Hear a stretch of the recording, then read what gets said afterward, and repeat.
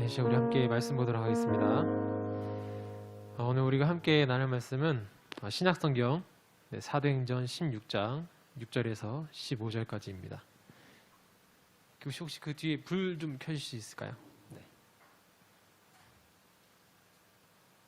신약성경 사도행전 16장 6절에서 15절까지입니다. 아마 여러분들이 보셨던 본문일 것 같습니다. 그래도 혹시 못 보신 분들이 계시니까 이제 우리 함께 같이 말씀을 나누도록 하겠습니다. 제가 한 절 읽고 여러분들이 한 절 읽고 교독해서 읽도록 하겠습니다. 제가 먼저 읽겠습니다. 성령이 아시아에서 말씀을 전하지 못하게 하시거늘 그들이 부르기아와 갈라디아 땅으로 다녀가 비두니아로 가고자 했으되 예수의 영이 허락하지 아니하시는지라. 무시하를 지나 드루아로 내려갔는데 밤에 환상이 바울에게 보이니 마게도냐 사람 하나가 서서 그에게 청하여 이르되 마게도냐로 건너와서 우리를 도우라 하거늘 바울이 그 환상을 보았을 때 우리가 곧 마게도냐로 떠나기를 힘쓰니 이는 하나님이 저 사람들에게 복음을 전하라고 우리를 부르신 줄로 인정함이라라. 우리가 드로아에서 배로 떠나 사모드라게로 직행하여 지나야 네아폴리로 가고 거기서 빌립보에 이르니 이는 마게도냐 지방의 첫 성이요 또 로마의 식민지라. 이 성에서 수일을 유하다가 안식일에 우리가 기도할 곳이 있을까 하여 운바 강가에 나가 거기 앉아서 두아디라시에 있는 자색옷감 장사로서 하나님을 섬기는 루디아라 하는 한 여자가 말을 듣고 있을 때 주께서 그 마음을 열어 바울의 말을 따르게 하신지라. 그와 그 집이 다 세례를 받고 우리에게 청하여 이르되 만일 나를 주 믿는 자로 알거든 내 집에 들어와 유하라 하고 강권하여 머물게 하니라. 데이처치 아멘. 네, 오늘은 성령이 함께하는 선택이라는 제목으로 여러분과 함께 말씀을 나눠보려고 합니다. 사도행전을 보게 되면요, 바울이 전도여행을 떠나게 되는 장면들이 나옵니다. 바울은 총 3차례 전도여행을 떠나게 되는데 오늘 우리가 읽은 이 전도여행은 2차, 두 번째 전도여행의 초반부에 해당이 됩니다. 그래서 우리가 오늘 성경을 읽다 보면은 오늘 여기에서 아시아라는 말이 나와요. 그래서 아시아라는 말이 나오는데 그 아시아는 지금 현재 우리나라가 속한 이 아시아를 뜻하는 것이 아닙니다. 현재의 지도를 보게 되면 터키의 이 남부 지역을 당시에는 아시아 지역이라고 그렇게 불렀습니다.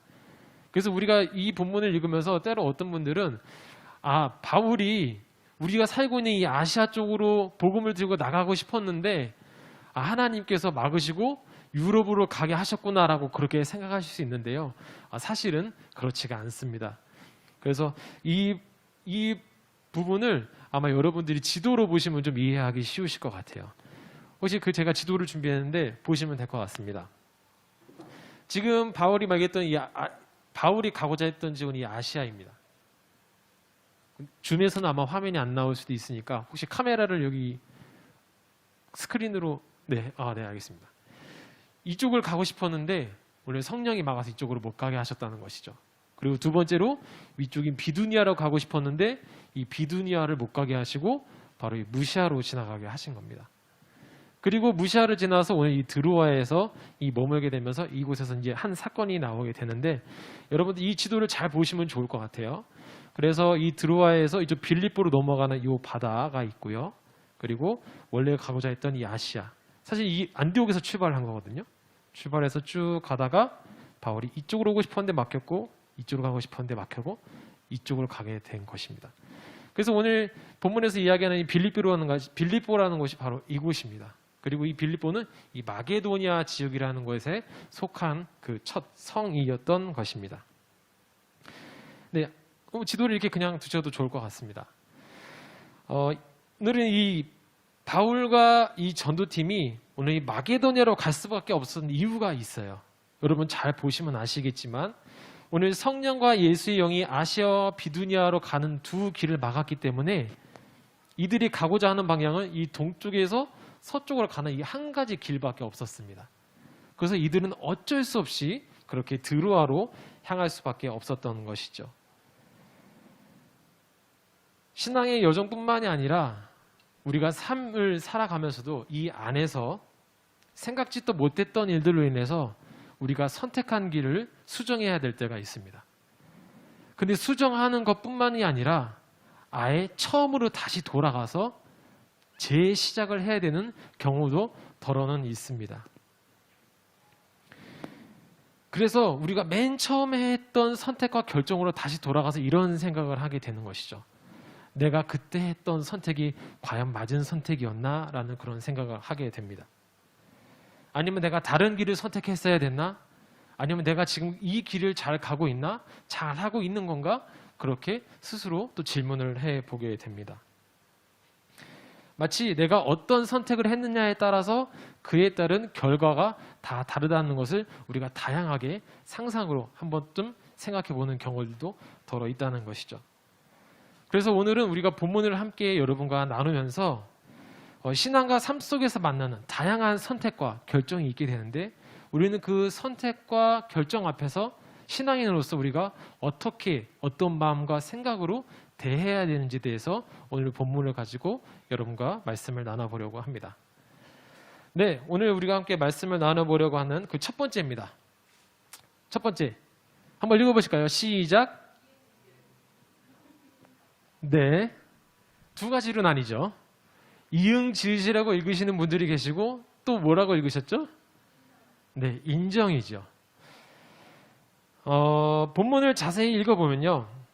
바울과 전도팀은 전도 계획에 차질이 생겼습니다. 쉽게 이해하면 전도 희망 지역이 있었는데 그 지역에 발도 들일 수 없게 된 상황이 된 것이죠. 누구에 의해서 그렇게 됐다고 오늘 성경이 이야기하죠?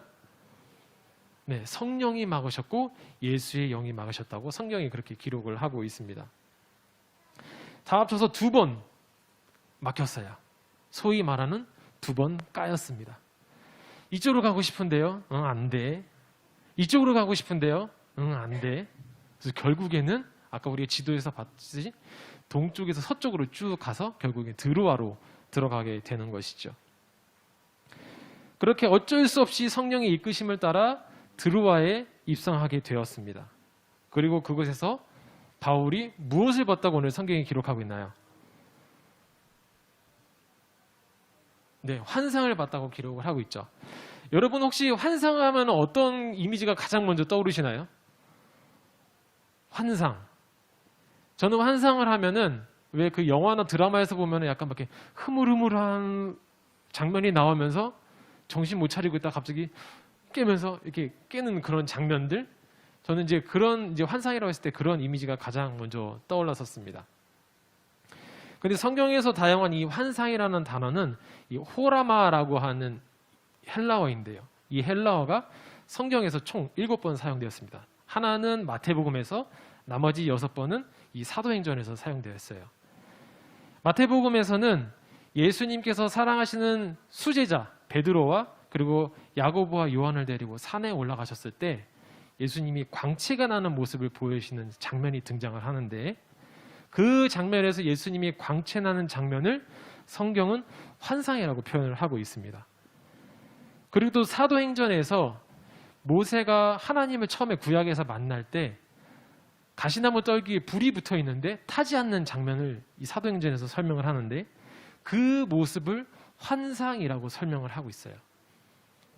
그래서 이러한 모든 상황을, 이 정황들을 미루어 보았을 때 환상이라고 하는 것은 내가 몽롱한 상태라거나 비인지적인 그런 상태를 말하는 것이 아니라 온전히 깨어있는 상태에서 무언가를 명확하게 선택할 수 있는 상황에서 나타나는 비현실적이고 초자연적인 모습을 환상이라고 우리가 생각할 수 있습니다.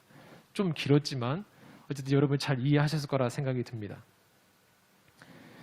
바울은 밤에 잠에 취해서 꿈을 꿨던 것이 아니라 늦은 시간에 온전하게 판단할 수 있는, 인식할 수 있는 그런 상태에서 그런 비현실적이고 초자연적인 현상을 보는 것이죠.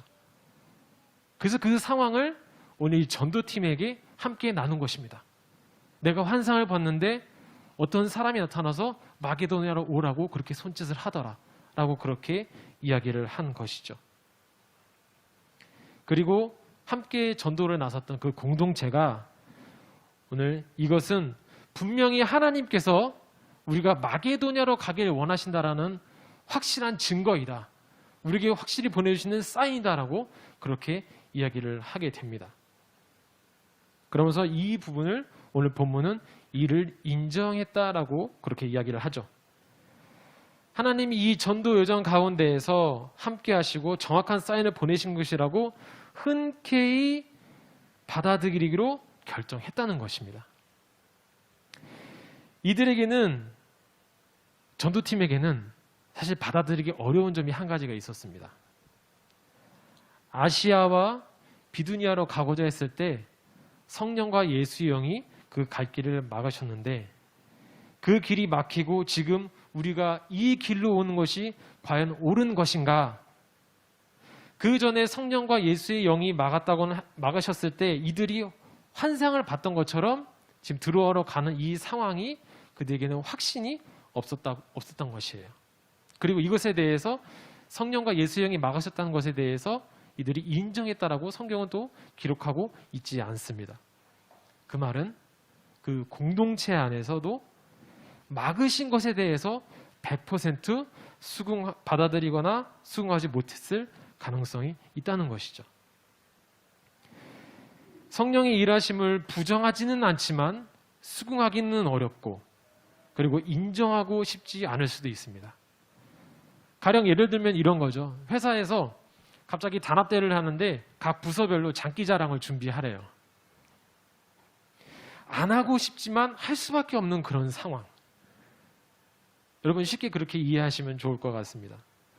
사장님이 결단했으니까 안 할 수는 없고 어쨌든 해야 되는데 내키지는 않는 그런 상황인 것이죠. 왜냐하면 바울의 전도팀은 여정 중에 발생할 수 있는 다양한 옵션들을 분명히 다 계산했었을 것이고, 무엇보다 계획되어 있던 이 전도 여정을 어떤 것으로든 낭비하고 싶지 않았을 것입니다. 그런데 오늘 환상을 보여주심으로써 이 전도팀이 가지고 있던 그 모든 의심들을 한 번에 싹 잠재워 버리셨어요.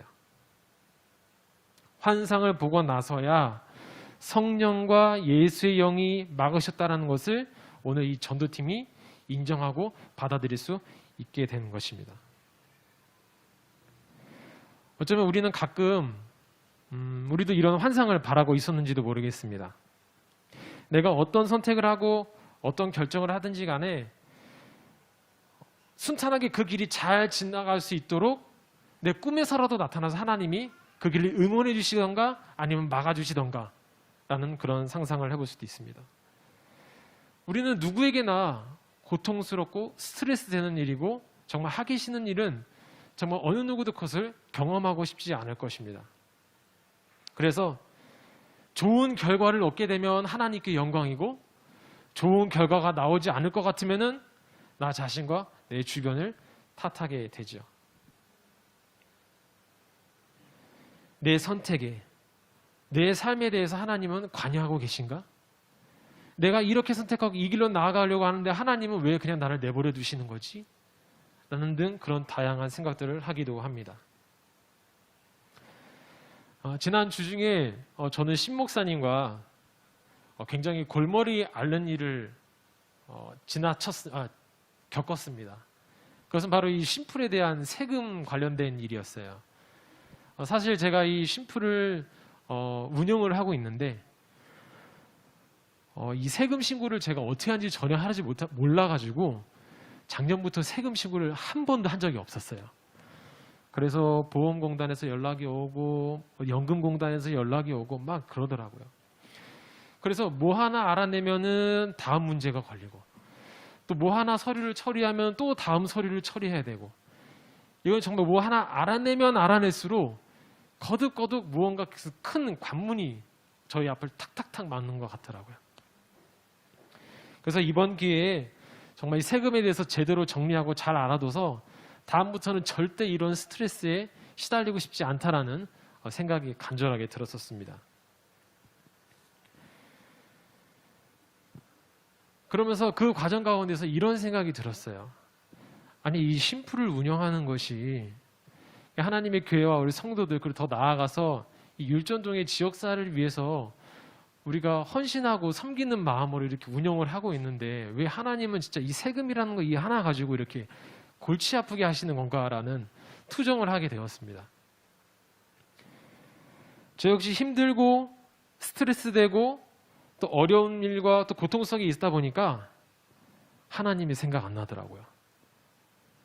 제 안에 들었던 생각은 어디서 그냥 큰 돈이나 주시지 그럼 이 고생 안 할 텐데 라는 생각이 들었었습니다. 그런데 내가 선택한 일에 대해서 힘들고 고통 속에 있을 때에도 여전히 계신다는 것을 발견했습니다. 제가 복잡한 일을 잘 해결하고 그 일들이 순조롭게 잘 지나가서 하나님이 계시다는 것을 발견하는 것이 아니라 결정적인 환상이 없어도 하나님은 여전히 나와 함께 하시다는 것을 깨닫게 되었어요. 환상을 통해서만 우리가 하나님을 수긍하고 인정하는 것이 아니라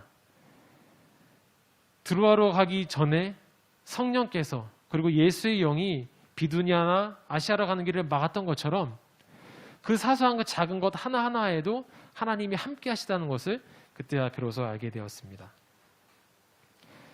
어느 상황과 환경 속에서도 하나님의 존재를 인식하는 것이 바로 신앙인의 첫 번째 선택이 되어야 하는 것입니다. 기쁠 때에는 하나님께 영광 돌려드리고 슬프고 힘들 때에는 자신과 주변을 탓하는 것이 아니라 그 안에서도 우리가 하나님을 여전히 기억하고 하나님이 함께 계심을 인정해야 하는 것입니다. 작은 선택과 결정 그리고 그에 따른 어떤 열매의 달콤함과 또 씁쓸함에 따라서 하나님이 거기 계신다 안 계신다 그걸 따지는 것이 아니라 쓴 잔을 마시는 그 가운데서도 하나님이 계시다는 것을 우리가 받아들이고 인정하기로 결정해야 된다는 것이죠.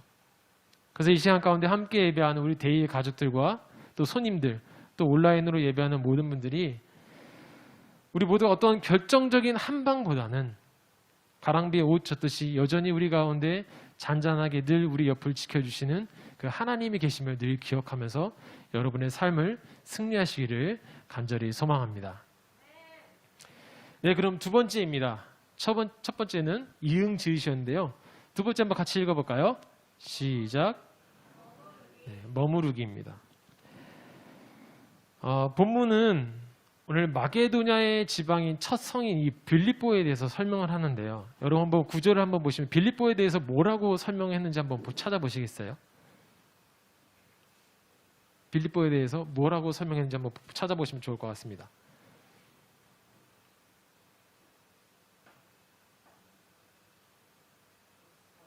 네, 첫 성이고 그리고 또 한 가지가 더 나오는데요. 네, 로마의 식민지라고 표현을 하고 있죠.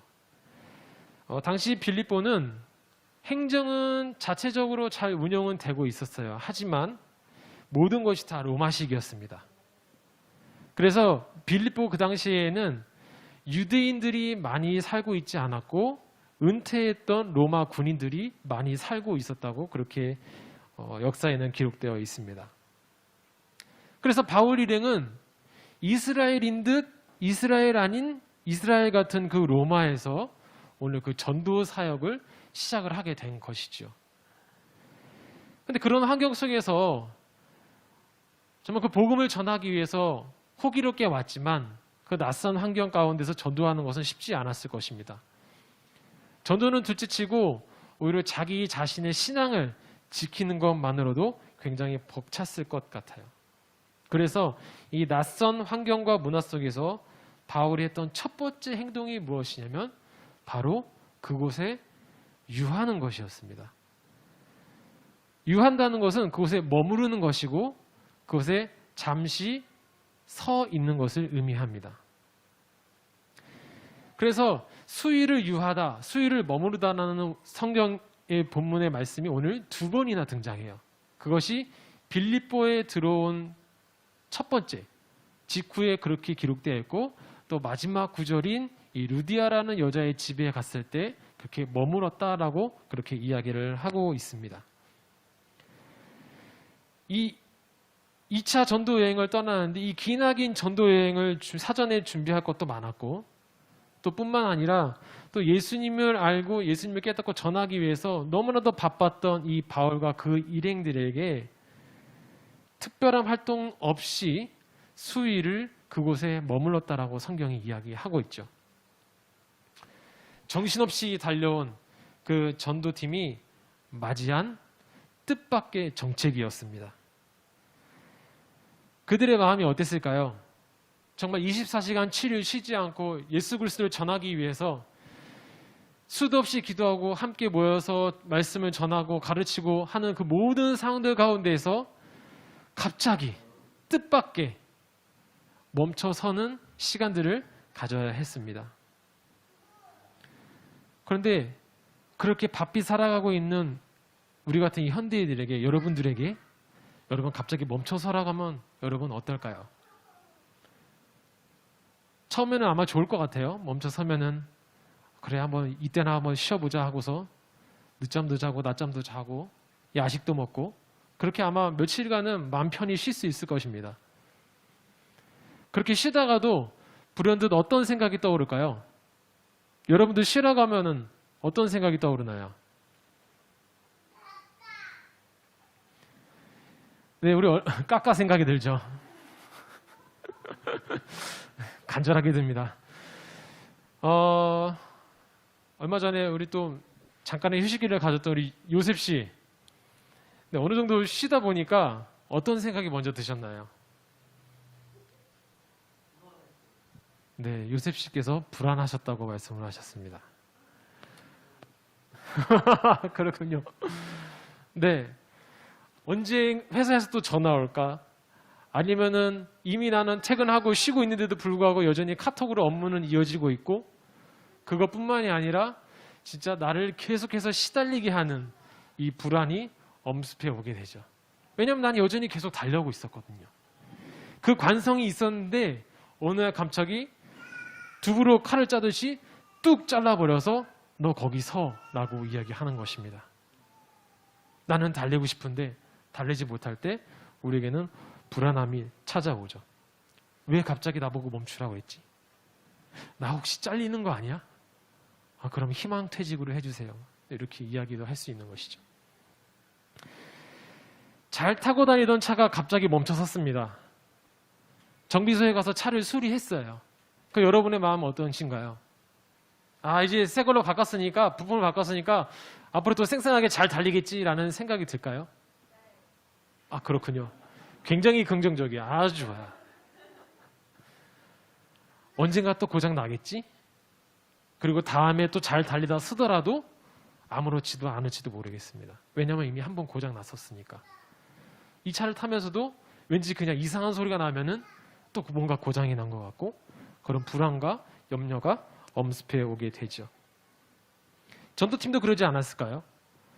이렇게 내가 하나님 나라를 위해서 열심히 전도하고 있는데 왜 갑자기 날 멈춰서라고 하는 거지? 이렇게 어렵게 들어와까지 왔고 빌립보까지 입성을 했는데 왜 하나님은 지금 이곳에서 날 멈춰서시라고 하는 거지?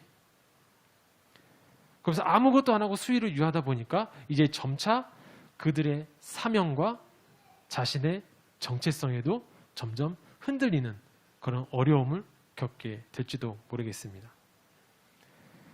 하지만 바울과 그의 일행은 갑작스럽게 찾아왔던 이 침체기 가운데에서 어떻게 했냐면 바로 그 타이밍에 멈춰 섰습니다. 그들이 뜻밖의 정책이 불안해하거나 염려했다고 성경이 기록하지 않고 있어요. 그렇다고 역설적으로 그들이 더 밖에 나아가서 더 열심히 전도하고 더 함께 모여서 기도하기 힘썼다라고 또 성경은 기록하지 않고 있습니다. 어쩌면 그들은 정말 느긋하게 뒷짐지고 동네를 기웃기웃 거리면서 쉬는 시간을 가졌을지도 모르겠습니다. 왜냐하면 이래나 저래나 그들이 계획했고 희망했던 전도 지역으로는 가지도 못할 뿐더러 그 길이 다 막혔었으니까 그들이 할 수 있는 일은 더 이상 없었던 것이죠. 심지어 맘 놓고 기도할 처소도 없었다고 성경이 기록합니다. 그래서 본문 13절을 보게 되면은 기도할 곳이 있을까 해서 바울이 밖으로 나갔다가 모여있는 여자들과 결국에는 그냥 이야기를 했다라고 성경이 기록을 하고 있어요. 이왕 이렇게 막힌 거 그냥 간만에 쉬면 얼마나 좋을까요? 바울과 일행은 복음 위에 열심히 달려가다가 제자리에 서서 주변을 돌아볼 수 있는 시간을 갖게 됩니다. 우리의 입장에서는, 우리의 생각에서는 충분히 불안하고 염려하고 또 그런 감정과 생각 가운데 휩싸일 수 있는 그때에 오늘 생각지도 못했던 하나님의 일하심을 발견하게 되죠. 기도 처소를 찾다가 빨래를 했는지 수다를 떨고 있는지 뭐 했는지 모르겠어요. 여자들이 모여있는 그곳에서 바울이 말했다고 하는데 바울이 할 얘기가 뭐가 있을까요? 복음 전하는 것밖에 없겠죠. 복음을 전하고 있는데 그 복음을 듣는 것 가운데 루디아라는 여자가 그것에 그 말에 집중하면서 이야기를 듣습니다. 그리고 그 루디아가 바울과 그 전도 일행을 집으로 초대해서 자신이 세례를 받죠. 왜 하필이면 루디아가 오늘 성경에 그 이름까지 기록이 되었을까요? 왜 그럴까요?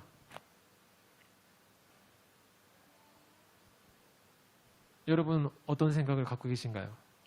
루디아가 왜 이름이 기록되었을까요? 그냥 여자가 초대했다, 세례를 받았다 이렇게 기록해도 되는데 루디아는 최초의 유럽의 열매였습니다. 그리고 유럽 전도의 최초의 성도가 된 것이죠. 굉장히 기념비적인 일입니다. 남성도 아닌 여성이 성경에 기록이 된 것이죠. 루디아를 통해서 그 정체기와 침체기 가운데서 여전히 일하시는 하나님을 오늘 발견하게 되는 것이죠. 원치 않는 이 침체기 속에서 맞이한 하나님의 선명하신 일하심이었습니다. 어찌할 바를 모르고 어디로 가야 될지 모르고 내가 원하는 일이 하나도 제대로 눈꽃만치도 풀리지 않을 그때에 불안과 염려 속에 우리가 머무를 수밖에 없을 그때에 우리는 그 시간과 주변을 침묵하며 둘러봐야 되는 것입니다. 우리가 생각지도 못한 곳에서 하나님의 일하심을 발견하기 위해서죠. 그리고 희망 없어 보이고 더 이상 나아질 기미가 보이지 않을 때에도 하나님은 여전히 그 자리에서 일하고 계시면서 우리를 기다리고 계십니다. 우리가 일하시는 그 하나님을 발견할 때까지. 우리가 잠시 그 자리에 머문다고 해서 망하지 않습니다. 그리고 우리가 잠시 일부 후퇴하거나 뒤로 후진한다고 하더라도 우리는 절대 실패하지 않습니다. 오히려 그때가 하나님의 일하심을 제대로 발견한 때인 것이죠. 하나님이 이렇게 일하고 있는 자신을 발견하라고 오늘 어쩌면 그 전도팀을 마게도냐로 하나님이 초대하신 것인지도 모르겠습니다. 물론 원치 않는 마게도냐 행위라든지 아니면은 뭔가 생각대로 일이 잘 풀리지 않는다면 마음 아프죠. 고통스럽죠. 근데 그건 나중에 천국 가서 하나님한테 따져보세요. 하나님 왜 나를 그렇게 내버려 두셨어요? 그럼 우리가 나중에 하나님께 따져볼 일입니다. 여러분 한번 떠올려 보십시오. 여러분의 현재의 주변 상황을 말입니다. 코로나를 겪으면서도 혹시 여러분의 상황이 점점 승승장구하나요? 그럼 정말 축하할 일이에요. 박수 쳐줄 일이에요. 근데 그와는 반대로 혹시 더 나아지지 않고 있나요? 아니면 겨우겨우 지금 현상을 유지하고 계신가요? 그럼 지금은 우리가 하나님의 일하심을 발견할 때입니다. 지금 그렇게 머물러서 하나님의 일하심을 여러분이 한번 발견해 보십시오. 그리고 하나님의 일하심을 발견하는 그 자리에 온 여러분들에게도 여기까지 잘 왔다고 한번 칭찬해 보십시오. 여기까지 잘왔어. 한번 칭찬해 보세요. 여기까지 잘왔어. 부부면은 옆에 분들에게, 부부의 배우자에게 여기까지 잘했어. 한번 얘기해 보시고. 또 지금 서로 지금 뻘쭘해서 고개 돌리고 얘기하지 못하는 분이 계시다면 찾아가서 한번 해보세요. 여기까지 잘 왔어. 네. 이 여기까지 잘 왔어라는 말은 여러분 잘 알고 계시는 그 소통 전문가인 이 김창옥 씨가 한 말입니다. 자신이 소통 전문가로서 강의를 하면서 한 20년째 하고 있는데 한 10년째 되니까 침체기가 오더래요. 그러면서 자기에게 침체기가 오게 되면서 정신과도 찾아봤는데 해결이 안 돼서 결국엔 어떤 노 신부님에게 소개를 받아서 프랑스의 수도까지 가게 됐었다고 이야기를 합니다. 근데 그곳에서는 침묵을 하고 아무것도 안 했대요. 더군다나 프랑스어를 모르니까 아무 말도 못하고 그냥 침묵할 수밖에 없었대요. 그런데 어느 순간 갑자기 있는데 여기까지 잘 왔어라는 말이 들리더랍니다. 2번. 그러면서 그렇게 30분 동안 하염없이 울었다고 그렇게 강연에서 이야기를 하더라고요. 어쩌면 우리에게도 그런 말이 필요한 것 같습니다. 물론 김창옥 씨가 우리에게 여기까지 잘 왔어요라고 말할 수도 있지만 우리가 말씀을 빌어서 하나님의 일하심을 발견하기까지 우리가 아직까지 하나님의 일하심을 발견하지 못했다면 하나님의 일하심을 발견할 수 있는 지금까지 온 여러분 잘 왔어 라고 하나님이 그렇게 말씀하고 계시는 건지도 모르겠습니다. 이제 그렇게 하나님의 일하심을 발견하고 여러분 새로운 소망을 한번 가져보십시오. 지금껏 우리가 살아오면서 내가 예상했던 그런 길, 그런 결과를만을 바라보는 것이 아니라 이제 하나님의 일하심을 발견하면서 또 다른 새로운 영역이라든지 또 다른 새로운 생각지도 못했던 결과들을 여러분이 소망해 보시면 좋겠습니다. 이제 여러분의 삶에서 점차 어떤 일이 일어날지 한번 기대해 보십시오. 그리고 그런 일들을 발견하면서 우리 공동체에서 함께 나눴으면 좋겠습니다. 여전히 우리의 선택과 결정 가운데 머뭇거리고 있는 그 어떤 누군가를 위해서 그분들에게 희망이 되고 소망이 되는 우리 모두가 되었으면 좋겠습니다. 네, 오늘 말씀을 마무리하려고 합니다. 때로는 저도 미래가 걱정될 때가 있더라고요. 때로는이라고 하면 좀 거짓말인 것 같고 많이 걱정될 때가 있습니다. 한 치 앞도 예상할 수가 없어요. 너무 많이 바뀌고 있거든요. 너무 빠르게 변하는 이 속도를 따라갈 수가 없어요. 따라가기에 저는 이미 많이 나이가 있더라고요. 그러다 보니까 무엇보다 미래에 대해서 예측하는 어떤 전문가들의 이야기를 들으면 들을수록 더욱더 초조해집니다. 앞으로 아까 화면에서 스크린에서도 보셔서 아시겠지만 우리 사랑하는 자녀들이 지난주에 활동했던 모습 보면서 얼마나 이뻐요. 그렇게 웃으면서 그런 웃는 모습을 보면서 또 우리 어른들이 이렇게 힘을 얻는데 이 아이들이 살아갈 이 세상, 급변하는 그 세상 가운데 아이들이 과연 잘 살아갈 수 있을까라는 염려가 앞섭니다. 그래서 내가 지금 선택을 잘해야 돼요. 내가 무엇을 선택하든지 내가 무엇을 결단하든지 나뿐만이 아니라 우리 자녀들에게도 그 영향력이 흘러가거든요.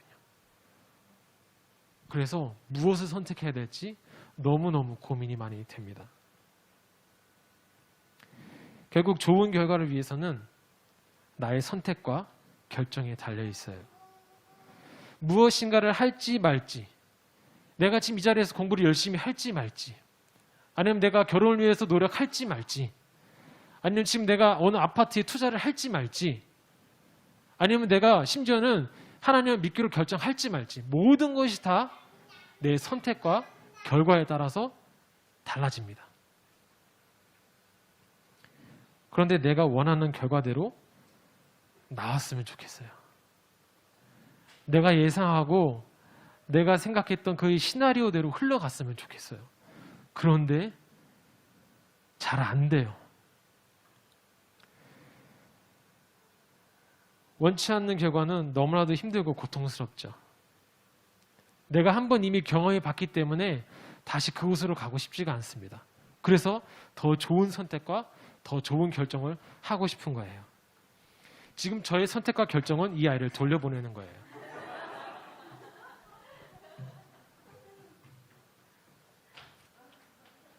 그래서 실패하고 싶지도 않고 그 쓴 잔을 또 맛보고 싶지 않습니다.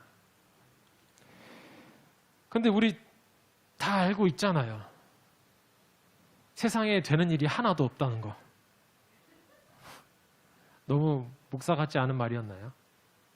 근데 우리 경험적으로 잘 알죠. 내가 생각한 대로 잘 흘러갔으면 좋겠는데 잘 안 됩니다. 솔직하게 여러분 마음대로 잘 됐으면 여러분들이 여기 계실까요? 여러분들이 되고 싶은 게 있으니까 하나님을 찾고 기도하는 거 아닐까요? 그렇다고 그동안 우리가 선택하고 결정했던 것이 잘못된 것이 절대 아닙니다.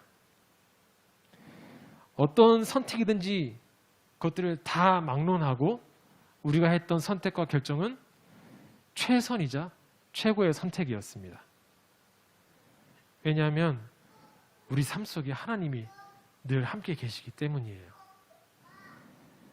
전도팀이 예수의 영이 맡고 성령이 막아서 이 길로 가는 게 맞아라고 생각하면서 인정하지 않았었어요.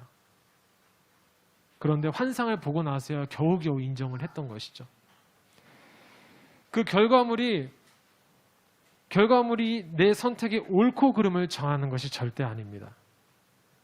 하나님이 함께 하심을 믿고 인정하는 것이 바로 이 선택의 출발이 되어야 하는 것이죠. 너도 출발해. 너 자리.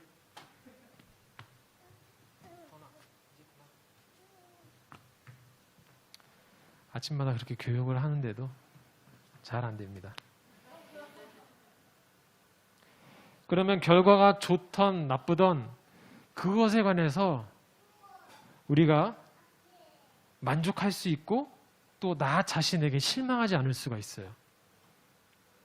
왜냐하면 생각지도 못했던 곳에서 그곳에서 일하고 계시던 하나님을 발견하기 때문이죠. 하나님이 그곳에서 일하고 계시다는 것을 알고 있기 때문에 실패를 하더라도 실패가 아니에요. 다시 일어설 수 있는 힘이 생기고 소망이 또 생깁니다. 그러니 여러분들이 무엇을 선택하시든지 간에 하나님이 계시다는 것을 믿고 출발하고 시작한다면 여러분 과감히 시작하십시오. 그리고 뒤도 돌아보지 말고 그 길을 건너시면 됩니다. 왜냐하면 그곳 가운데서도 여전히 하나님이 일하고 계시기 때문이에요. 내가 선택한 그 모든 것은, 내가 결정한 그 모든 것은 나 혼자 한 것이 아닙니다. 내가 하나님을 믿고 있다면 그곳에 하나님이 분명히 일하고 계십니다. 내가 생각지도 못했던 방법으로 내가 생각지도 못했던 곳에서 말이죠. 그럼 그 안에서 일하시는 하나님을 여러분이 반드시 발견하실 거예요. 그리고 그 발견한 하나님을 또 우리 공동체에서 나눠주세요. 왜냐하면 우리 공동체 가운데에는 여전히 선택하고 결정하는 것에 대해서 머뭇거리고 계시는 분들이 계십니다. 그분들에게 본보기가 되어주시고 희망이 되어주세요. 내가 선택을 잘해서 좋은 결과가 나와서만 그들에게 본보기가 되는 것이 아니라 내가 선택을 했는데 내가 원하지 않는 결과가 나왔어. 넌 이 길을 선택하지 않고 다른 길 한번 모색해봐. 이것도 좋은 본보기가 되는 거예요. 내가 이 선택을 했는데 잘 안 됐어. 봐, 나 망하지 않았지? 나 여전히 하나님하고 함께 걷고 있어. 조금 돌아갈 뿐이야. 난 그래도 지금 잘 가고 있는 것 같아. 그게 우리의 소망이 되고 희망이 되었으면 좋겠습니다. 이제 더 이상 선택은 어려운 것이 아닙니다, 여러분. 좌이든 우이든 위로 가든 아래로 가든 하나님이 함께 하심을 우리가 인정하고 받아들이기로 선택을 했다면 그것이 길이 되는 것입니다. 우리는 이미 태어나면서부터 하나님을 만나는 그때까지 하나님이 인도하시는 그 길, 우리는 그 길로 나아가면 돼요. 성령이 함께 하시는 그 선택을 통해서 그 완전한 신앙의 여정으로 향하는 여러분이 되셨으면 좋겠습니다. 우리가 선택을 잘해야 되는 이유는 좋은 결과를 위해서가 아니라 우리가 건강하고 올바른 신앙의 여정을 걷기 위해서입니다. 신앙의 여정 가운데에는 안 좋은 결과도 있을 수 있어요. 근데 그것은 결코 안 좋은 것이 아닙니다. 내가 하나님 앞에서 한 단계 더 성숙할 수 있는, 하나님 앞에 무르익을 수 있는 그런 좋은 기회입니다. 우리 올바르고 건강한 신앙의 여정을 걷기를 소망하는 여러분에게 여러분 망설임 없이 여러분의 선택을 밀고 나가시기를 간절히 소망합니다.